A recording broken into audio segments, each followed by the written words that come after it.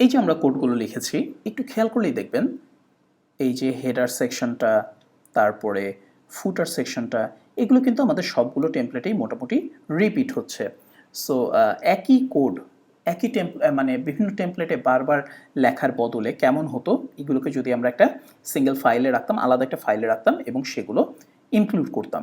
যেমন এই হেডার পার্টটা, এটা যদি আমরা একটা header.php ফাইলে রাখি কেমন হয়, চলেন করি। কারণ আপনি যখন একটা বড় থিম লিখতে থাকবেন তখন দেখবেন যে প্রায়ই আপনাকে বিভিন্ন অংশ রিইউজ করতে হচ্ছে, বিশেষ করে এই হেডার আর ফুটার তো একদম কমন। তারপর আরেকটা আছে সাইড বার। আমরা এখন এখানে দুটো ফাইল তৈরি করব, একটা হচ্ছে header.php আর একটা হচ্ছে footer.php।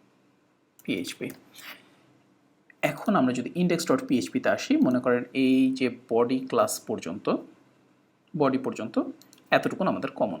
এখানে আরও অনেক কিছু আসলে থাকতে পারে, তাই না? বা আপনি ইচ্ছা করলে এতটুকুন পর্যন্ত কমন ধরে নিতে পারেন।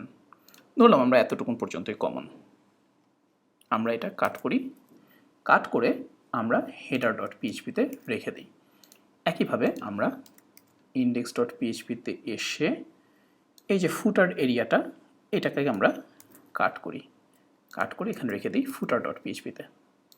ওকে, এখন আমরা এই দুটো ফাইলকে ইনক্লুড করব কেমন করে।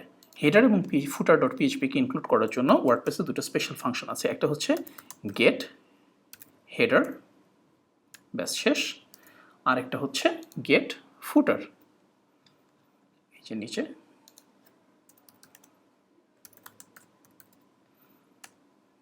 ব্যাস আমাদের কাজ শেষ।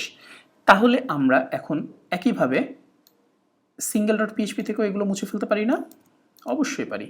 আমরা এই ফুটারের জায়গায় এটুকুন মুছে ফেললাম, আমরা লিখব হচ্ছে php get footer এবং একদম টপে যে বডি এতটুকুন মুছে ফেলে আমরা লিখলাম get header। এখন চলেন আমরা আমাদের থিমটাকে রিফ্রেশ করে দেখি যে কেমন এসছে। সব কিছু ঠিক আছে কিনা? পারফেক্ট, সব কিছু ঠিক আছে। আমরা যদি এখানে দেখি, এক্সেলেন্ট, ঠিক আছে। সো এই যে এই সেকশনটাও তো আমাদের থিমে কমন, তাই না? এই সেকশনটাকে কিভাবে আমরা আলাদা একটা টেমপ্লেট ফাইলে নিয়ে যেতে পারি, এতটুকু চলেন index.php থেকে শুরু করি। আমরা মনে করেন এখানে যে একটা নতুন ফাইল খুললাম hero.php, মানে হিরো সেকশন। আচ্ছা, হেডার সেকশন, এই ধরনের ব্যানারগুলোকে হিরো সেকশন বলা হয়। ওকে, সো আমরা এই জায়গাটা কপি করি, নিয়ে যাই, আমরা hero.php এর মধ্যে পেস্ট করি। এক্সেলেন্ট। তাহলে হেডার আর ফুটার জন্য না হয় আমাদের ফাংশন আছে যে গেট হেডার গেট ফুটার, কিন্তু অন্য ফাইলগুলোকে আমরা কিভাবে ইনক্লুড করব সেটার জন্য একটা ফাংশন আছে গেট টেমপ্লেট পার্ট। কিভাবে লিখব? Gate template part. ওকে, তখন আমরা এখানে কি লিখব? hero.php। ব্যাস আমাদের কাজ শেষ।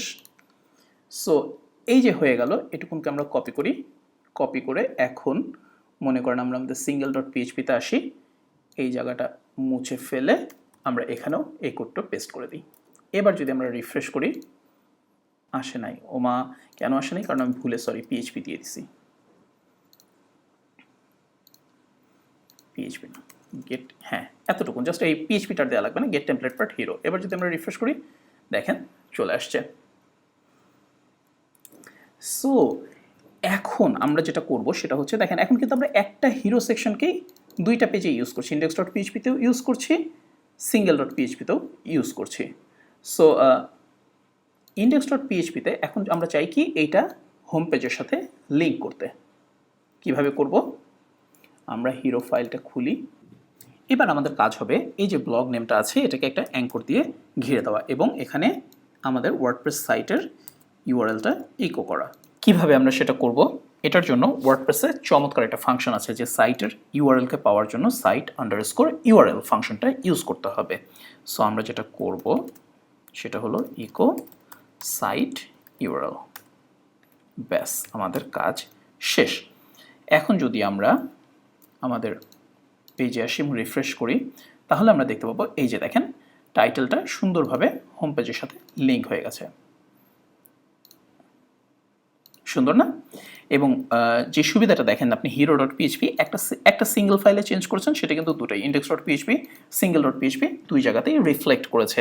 এভাবেই আসলে টেমপ্লেট ফাইলকে আমরা যদি ছোট ছোট ভাগে ভাগ করে রাখি, তাহলে সেই ভাগগুলোকে আমরা আমাদের বিভিন্ন টেমপ্লেট ফাইলে রিইউজ করতে পারবো। আমাদের কম কোড লিখতে হবে। এটাই হলো মেইনলি টেমপ্লেট ফাইলকে ভাঙার মূল উদ্দেশ্য, এবং আমাদের থিমটা সুন্দরভাবে অর্গানাইজড থাকবে। ওকে, সো এই পর্বে যেরকম আমরা এই যে গেট টেমপ্লেট পার্ট ইউজ করেছি, নেক্সট পর্বে আমরা গেট টেমপ্লেট পার্টের নিয়ে আরেকটু ডিটেইল আলোচনা করব, কারণ এখানে কিছু জিনিসপত্র বোঝার ব্যাপার আছে।